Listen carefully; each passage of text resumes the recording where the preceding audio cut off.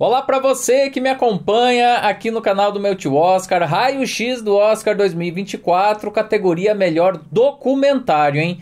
Antes disso, já dê o like no vídeo, se inscreva no canal, ative as notificações no sininho e se torne um membro do canal, se você puder, para ter acesso a conteúdos e interações exclusivas. Gente, melhor documentário é uma categoria que eu gosto muito. Normalmente a gente tem títulos bem bacanas concorrendo, não costuma ser uma categoria que nos decepciona, que nos desaponta, e é uma categoria tradicional na história do prêmio, viu? Ela existe desde 1941, lá na 14ª cerimônia, sendo que no primeiro ano não era uma categoria competitiva, foram prêmios especiais concedidos a 2 documentários, e a partir aí do ano seguinte, então se tornou uma categoria competitiva, e os primeiros vencedores normalmente eram relacionados aos próprios governos, inclusive às Forças Armadas norte-americanas, ainda mais num contexto de Segunda Guerra Mundial. Mas quais são os concorrentes esse ano ao Oscar de melhor documentário? Bom, é uma seleta bem diversificada, e o primeiro indicado é o Bobi Wine, o presidente do povo, né? Bobi Wine, que está no título do documentário, ele é um ativista político, mas também um músico lá de Uganda, né? Esse país africano, e aonde o Bobi Wine ele se torna um líder da oposição. Oposição a quem? Ao Yoweri Museveni. Ele é um desses ditadores aí africanos, né? Que está no poder há muitos e muitos anos, inclusive décadas, e que acaba fazendo mudanças na própria Constituição para se perpetuar ali no poder. Então é um desses regimes autoritários que suprime as liberdades individuais, as liberdades políticas, questões da democracia são muito complicadas lá em Uganda, né? E o documentário, então, ele segue o Bobi Wine nessa tentativa dele de concorrer às eleições, de ganhar as eleições, dele fazer a campanha e dele se contrapor ao status quo, né? Ao poder que está instituído ali no país de Uganda, né? Bom, o filme aborda basicamente essas questões que são muito sensíveis para qualquer nação, né, para qualquer país do planeta. Então, a violação dos direitos básicos do cidadão, a violação da liberdade, ou o que significa ter liberdade em um país, principalmente em Uganda, onde você não consegue garantir os próprios direitos fundamentais que são básicos aí, né, do mundo civilizado. As ameaças à democracia, ao sistema representativo, a forma como quem está no poder lá, o ditador de Uganda, controla todos os meios de comunicação e todos os meios políticos para suprimir qualquer tentativa das pessoas de mudarem aquela situação toda, né? Então, assim, é um filme baseado em uma questão política muito forte, né? A temática principal do filme é política. Todas as principais discussões estão em torno dessa situação, e a gente tem então esse protagonista que é o símbolo dessa resistência, o símbolo dessa tentativa de mudança. É um documento histórico, eu acho muito bacana que venha esse registro lá do continente africano, até para a gente ter uma noção do que acontece ainda, né, em determinadas regiões do planeta, e até para a gente ficar ligado, né, para o espectador ficar ligado de que é uma luta constante, você precisar lutar, você precisar defender a democracia e os princípios aí de um Estado democrático, né. Então, gosto bastante, ele tem uma estrutura tradicional do ponto de vista da contação da história, né, da forma como a história é contada, mas a temática é sempre muito forte. Na sequência, a gente tem o filme A Memória Infinita. Então a gente vai de Uganda para o Chile, né, que é esse documentário sobre duas personalidades chilenas, o Augusto Góngora, que na verdade era um jornalista muito famoso ali do Chile, que fez várias reportagens na época ali da ditadura chilena, e também fez alguns programas depois relacionados ao entretenimento, às artes ali no Chile.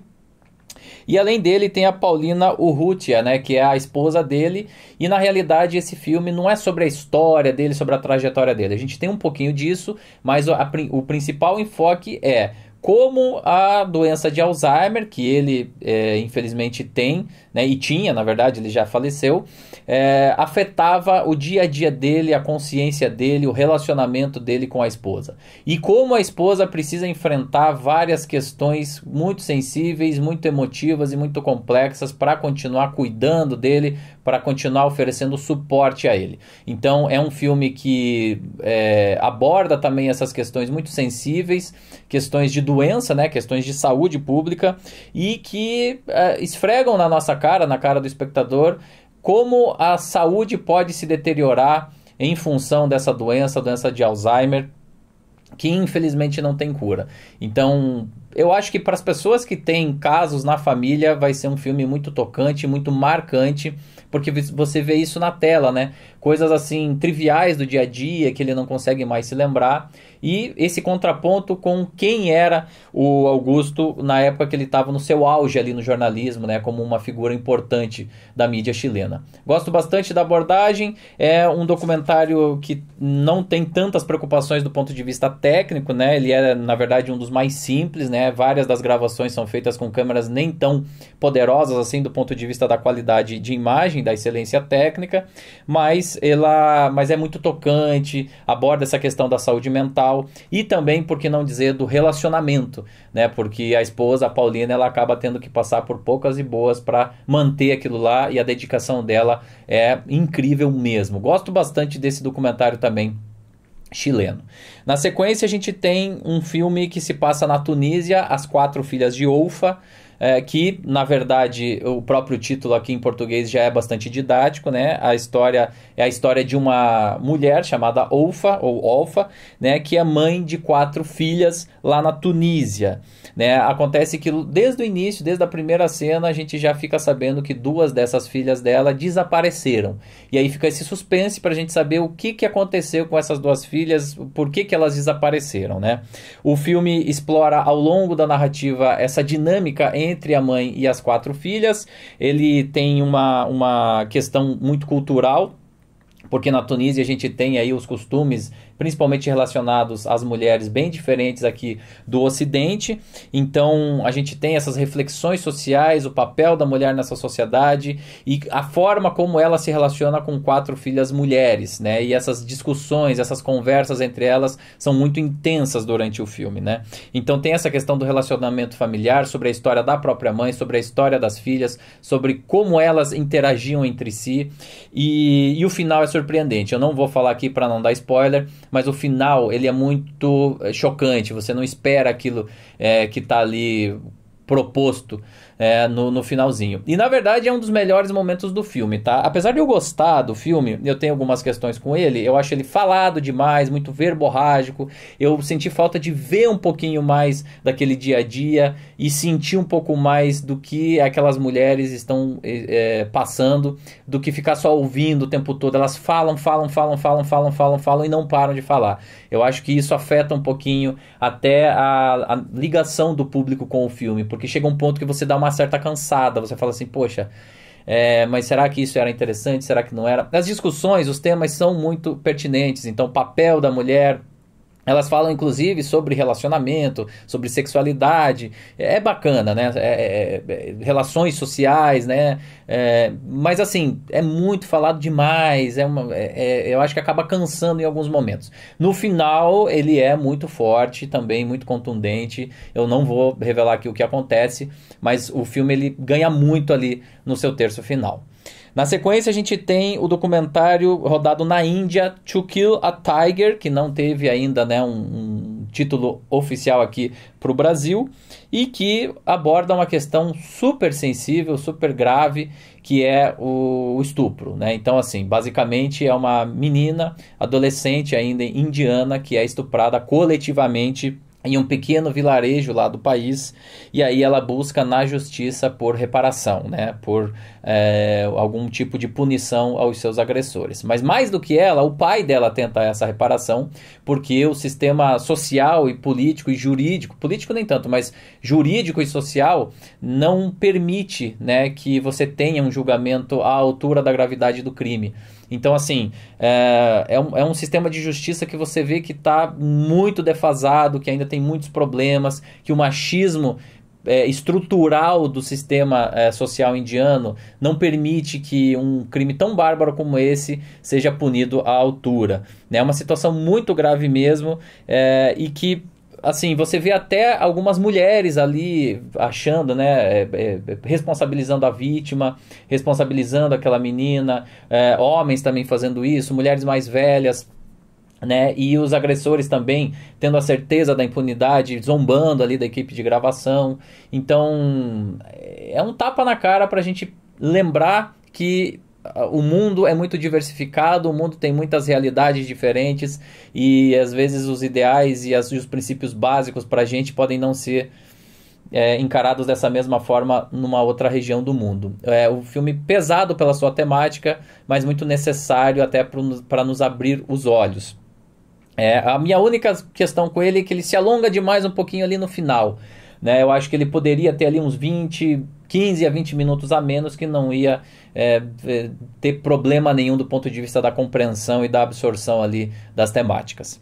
E por fim a gente tem 20 dias em Mariupol, da Ucrânia, né, que documenta a invasão russa na parte ali leste do país, mais especificamente em Mariupol. Ele é um filme denúncia, então a equipe de filmagem ela fica ali nos primeiros dias, nos primeiros 20 dias ali de invasão russa e documenta tudo, né? A chegada dos tanques, os bombardeios, a maneira como a cidade é esfacelada, a maneira como o governo russo joga sujo mesmo ali nas narrativas da guerra, violação de direitos humanos e tudo isso. A gente ainda tem a desumanização da sociedade em tempos de guerra, porque o filme também registra, por exemplo, as pessoas da própria Ucrânia, né, os cidadãos ali saqueando lojas para roubar coisas e os donos das lojas chorando. Enfim, é a forma mais nua e crua de como a guerra acaba completamente com a humanidade dos seres humanos. São imagens fortíssimas também, porque boa parte do filme se passa dentro de um hospital,